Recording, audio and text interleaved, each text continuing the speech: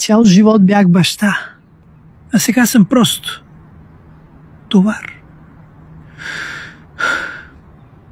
Когато съпругата ми почина, децата бяха още с малки ръчички и големи очи, пълни със страх.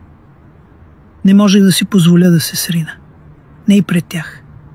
През деня работех на строеж.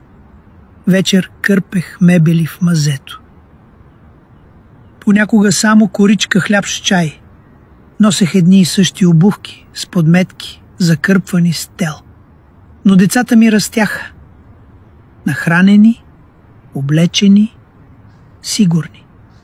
Бях горд и благодарен. Времето мина. Те завършиха, заминаха, построиха свои светове. Един отиде в Германия, друг в София, третият започна бизнес. Гордеех се.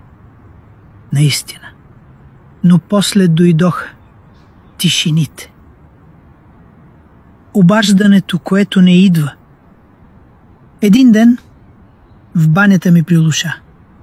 Паднах. Часове гледах в тавана. Сам. Студено.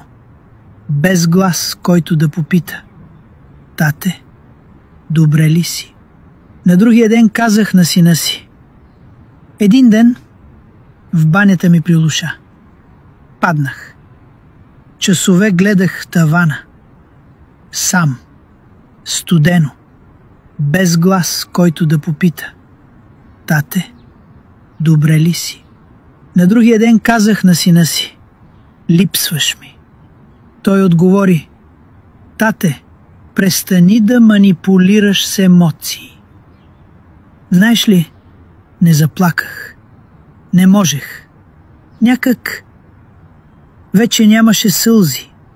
Онази вечер седнах до прозореца, гледах небето и прошепнах: да остарееш. Наистина ли е толкова грозно? Толкова нежелано? И тогава в сърцето ми се надигна глас. Не човешки, тих, мек, истински. Бог казва: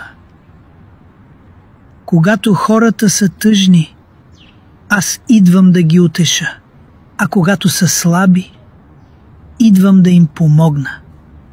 Когато са изгубени, аз им давам посока. Когато плачат, аз изтривам сълзите им. Очите ми се напълниха със сълзи. Не защото съм слаб, а защото за първи път отдавна почувствах обич.